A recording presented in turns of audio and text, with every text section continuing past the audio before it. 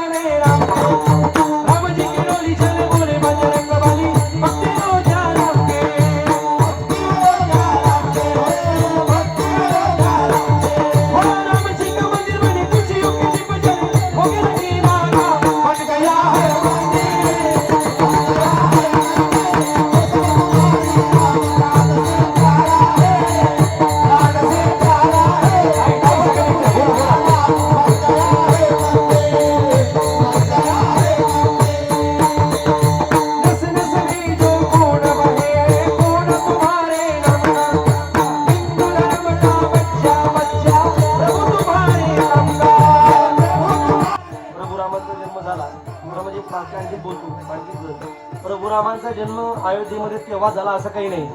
आज आम्ही भारत देशामध्ये राहतोय. 550 वर्षापासून आमच्या भारतामध्ये प्रभू रामांचं मंदिर बनत नव्हतं. 550 वर्षानंतर मला वाटतं 550 वर्ष अगोदर या देशामध्ये बाबर नावाचा दैत्य आला, अफगाणिस्तानहून आला, त्यानं प्रभू रामांचं मंदिर तोडलं. ते मंदिर बनवण्याकरता आमच्या पैकी अनेक आमच्या आजोबा पंजोबा आमच्या नात्यातल्या अनेकांनी रक्त सांडलं, बलिदान दिली, पण मंदिर बनलं नाही. मला वाटतं स्वाभिमानाचा दिवस आहे. आज 550 वर्षानंतर आमच्या अनेक जणांनी नात्यानं त्या ठिकाणी बलिदान दिलं, पण त्यांच्या डोळ्यासमोर मंदिर बनलं नाही. आम्ही सगळी भाग्यवान माणसं आहोत. 2022 मध्ये आम्ही जिवंत होतो. आज आम्ही जिवंत आहोत आणि 2022 मध्ये आमच्या डोळ्यासमोर विश्वाच्या मालकाचं प्रभू रामांचं मंदिर बनलं. मला वाटतं देवाचा जन्म झाला असं काही नाही. 2022 सुद्धा देवाचा जन्म झाला असं मला म्हणता येईल. आमचा आदर्श आहे. मला वाटतं बनाएंगे मंदिर नाही, आता बन गया हे मंदिर. 2 मिनिटं करता चला. बन गया है मंदिर, बन गया है मंदिर, कसम तुम्हारी राम, प्राण से प्यारा है, प्राण से प्यारा है, अमरपुरी का राम। बन गया है मंदिर, बन गया है मंदिर, बन गया है मंदिर, बन गया है मंदिर, कसम तुम्हारी राम, प्राण से प्यारा है, प्राण से प्यारा है।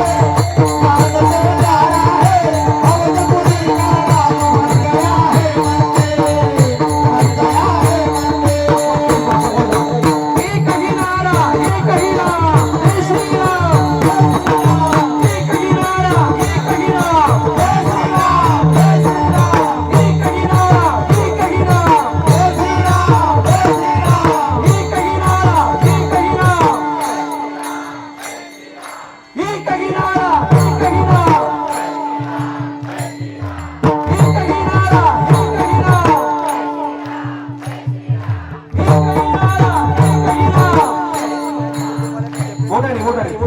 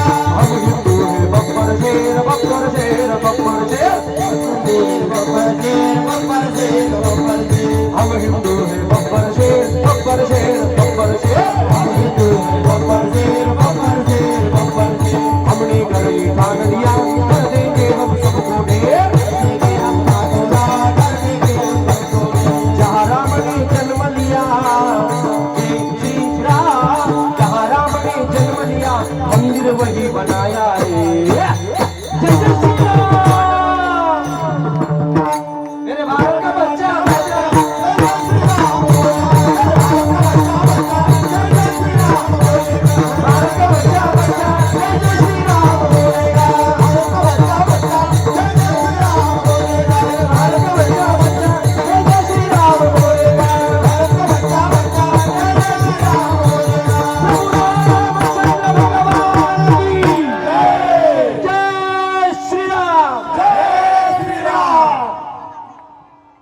जेवण बाकी आपली धन्यवाद हे गाणी वगैरे त्याबद्दल आभार आहे पण जेवण बाकी जेवण सुद्धा चांगलं पाहिजे ना ते वाजवतं ते महत्वाचं आहे का असू द्या ते सगळं कीर्तन करत म्हणून सगळं लागतं ऐका प्रभू रामांचा जन्म झाला इथं झालाय आपला प्रभू रामचंद्र आमच्याकरता आदर्श आहेत आम्ही सगळे आमच्या नसा नसामध्ये प्रभू रामांचं रक्त आहे मला वाटतं आम्ही सगळे सनातनी स्वतःला म्हणून घेणारे माणसं आहोत माझा संदेश एक छोट्या आमच्या ताईला राहील ताई स्वतः आम्ही सनातनी म्हणून घेतो स्वतःला सनातनी या नावानं आम्ही जगतोय सगळ्या तरुण बांधव माझ्या समोर 2 मिनिटाकरता फक्त एक महत्वाचा विचार मांडायचा आहे शिवतांडवने मला जमल ना आता गणेशराव शिवतांडवने मला जमल ना म्हणाच आहे का म्हणजे साडे आता 12:15 होईल जवळ म्हणून म्हणलं बाकी नाही बरं ठीक आहे 5 मिनिटाकरता मला फक्त तरुणांना एक महत्वाचा विचार मांडायचा आम्ही सगळे सनातनी आहोत सनातन देश या विश्वामध्ये फक्त हिंदू राष्ट्र एवढंच आहे पूर्ण बहुसंख्येने आज पूर्ण विश्वामध्ये दुसरे त्या ठिकाणी विश्वाची त्या ठिकाणी दिशेचे लोक आहेत किंवा दुसऱ्या धर्माचे लोक आहेत आज आमचा धर्म संपेल कसा याच्याकरता सगळ्यांचं लक्ष आहे तू माझ्या मुद्द्याला एक 2 मिनिटाकरता फार सिरियस लागे एवढ्या मुद्द्याला फक्त माझं बाकी कीर्तन तुम्ही विसरला तरी चालेल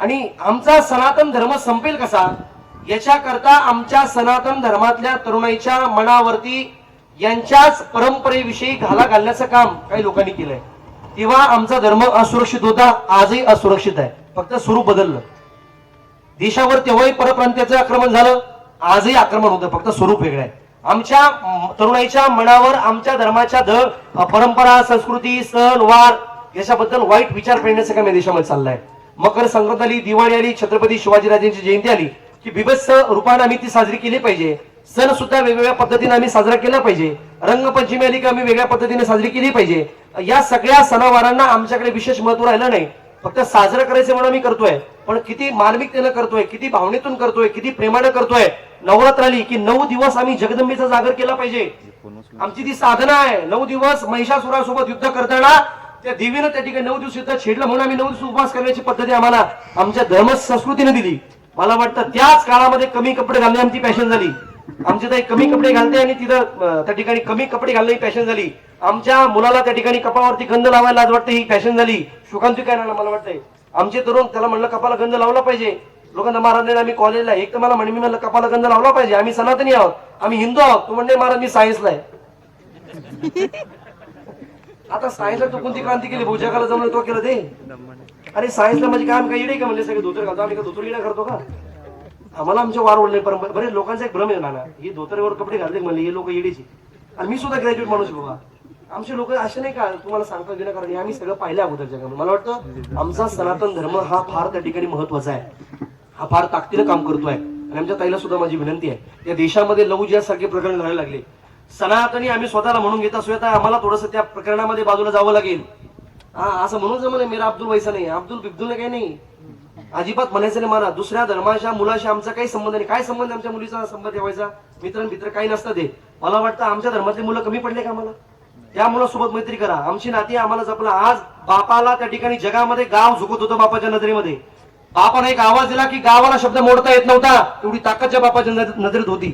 मला वाटतं अशी सुद्धा गावात काही प्रकरण घडली. महाराज मुलगी बापाचा नाक त्या ठिकाणी गावात खाली घालून जगात पळून गेली. मला वाटतं ह्या घटना देशात घडायला लागल्या, या घटना गावागावात घडायला लागल्या. मागच्या 20 वर्ष मागे जा तुम्ही, पोरगी घराच्या बाहेर निघत असताना तिला थरकाप सुरत होता, बाप काय करेल माझा. आज खुल्याम गावागावामध्ये प्रकरण होतात. मला वाटतं आमची मुलगी त्या ठिकाणी असुरक्षित राहिली. पुण्यासारख्या त्या ठिकाणी यंत्रणा आमच्या मुलीच्यावर त्या ठिकाणी परिणाम केला. लव जिहादसारखे प्रकरण घडायला लागले. आमच्या ताईला त्या ठिकाणी दुसऱ्या धर्माची मुलं त्या ठिकाणी त्यांच्या आणि सगळं षडयंत्र चाललंय मोठं, त्याविषयी त्या ठिकाणी प्रेम भावना व्हायला लागली. अजिबात नाही. मला वाटतं आमच्या ताईला माझा एक संदेश राहील, बापाचे नाही तुम्हाला स्वप्नपूर्ती करता आली तरी चालेल. बाप म्हणला माझी मुलगी कलेक्टर झाली पाहिजे, माझी मुलगी डॉक्टर झाली पाहिजे, माझी मुलगी इंजिनियर झाली पाहिजे, नाही झाला तरी चालेल. आणि नाही बापाचं स्वप्न पूर्ण करता आलं तरी चालेल, पण माझ्या मुलं माझ्या बापाची इज्जत गावात जाणं एवढी मात्र भावना आमच्या ताईला जपली पाहिजे. मला वाटतं ज्या दिवशी बाबाची जपेल त्या दिवशी सोन्यासारखे दिवस बापाच्या आयुष्यात राहतील. मला वाटतं ती भावना आम्हाला जपली पाहिजे. आम्ही सगळे सनातनी आहोत, या भावना आम्ही जपण्याचं काम करा. माझा एवढा संदेश भावासारखा घेऊन जा. आमच्या तरुणाच्या खांद्यावरती आमचा सनातन धर्म आहे, तरुणाच्या खांद्यावरती आम्ही सनातनी स्वतःला म्हणून घेतोय. आज एकत्र राहायला शिका. जाती पाती या सगळ्या भावना बाजूला सारा. आज धर्मकार्य होतंय ना, आहिरे हिरडे परिवार करतोय, बेसर परिवार करतोय. मला वाटतं 2 परिवार करतायत, मग ते आमचं त्यांचं आमचं जमत नाही. मला वाटतं ही भावना प्रत्येकात कोणाच्या मनात सुद्धा येऊ नये. धर्मकार्य होतंय ना, मग हेच नाही गावातला कुठला काय व्यक्ती धर्मकार्य करत असे ना, धर्मकार्य होतंय ना, त्याच्या हातात कवही असे ना, त्याचं माझं जरी जमत नसेल तरी सुद्धा धर्मकार्य होतंय ना, मी तिथं धर्मकार्यात जाणार, धर्मकार्यामध्ये बसणार आणि माझी एकजुटता धर्मकार्याविषयी मी दाखवणार. ज्या दिवशी जातीपाती राजकारण गटतट भावबंदकी भांडण तन्न ज्या दिवशी आमचा माणूस या मंडपाच्या बाहेर सोडेल, मला वाटतं त्या दिवशी आमच्या धर्मावर सोन्यासारखे दिवस राहतील. याच्या पलीकडे नाही आम्हाला महाराज. धर्मासाठी आम्हाला एकत्र यावं लागेल, जगावं लागेल. या भावना महत्वाच्या आहेत. प्रभू रामांचा जन्म झाला, मला वाटतं हा आदर्श आहे. प्रभू रामांचा जन्म झाला. आता लोक म्हणतात तू वनवासाला गेला का? ऐका लई लांबून त्यात मला पुढे शोधानं पण गायचं. त्यांनी सांगितलं तू वनवासाला गेला का? त्याचं कारण होतं जो मुलगा दत्तक द्यायचा होता, त्या ठिकाणी जटायू आला, मुलगा दत्तक देण्याचा विधी झाला आणि जटायूला त्या ठिकाणी दत्तक देण्यात आलं. कुणाला कुणाला तुम्ही ऐकता ना, इथे विषय चालू बघा, बरोबर आहे का? प्रभू रामचंद्र जटायूला दत्तक दिले होते दशरथ राजानं. हा इतिहास आहे रामायणामध्ये, रामकथेमध्ये ही टीका आहे. कुणी सांगत नाही कथेमध्ये विशेषतः. मला वाटतं त्या जटायूनं पंखावरती प्रभुरामांना घेतलं, लहान अवस्थेमध्ये जंगलात गेला.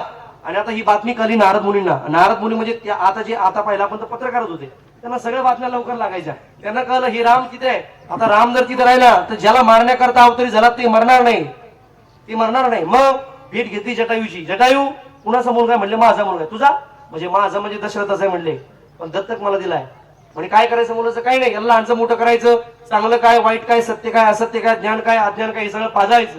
आणि हे सगळं पाजळून त्याला सांगायचं बाबा ज्या दिवशी मी मरेल त्या दिवशी माझा अंत्येष्टी संस्काराचा क्रियाविधी तुझ्या हाताने व्यवस्थित कर, म्हणजे काय होईल तर मला मोक्ष मिळेल. म्हणली एवढंच आहे ना. जटायू तुझं कपाळ मी बघितलेलं म्हणले. नारद म्हणतात ना तुला मरायला आणखी फार काळ बाकी म्हणले. बघ तुला मरायला फार काळ बाकी, हे मुलगा तुझ्याजवळ ठेवू नको. हा मुलगा जसा आणलाय का तसं वापस येऊ दे. हा राजकुमार आहे, त्याला भरपूर कार्य करायचं आहे. म्हणले मग माझं मरणाचं काय? मला काडी कोण लावेल, आग कोण लावेल, मला कोण अंत्येष्टी क्रिया करेल माझी, मला मोक्ष कसा मिळेल?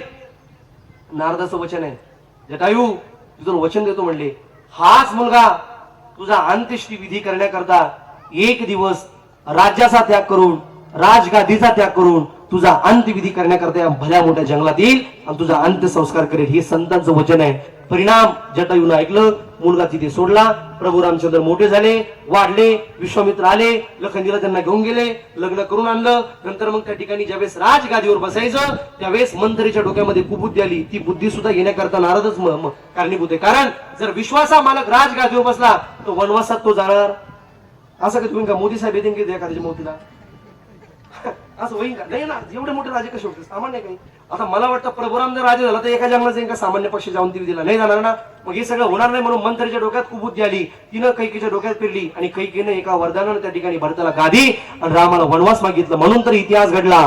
तापसवेश विशेष उदासी चवदा बरस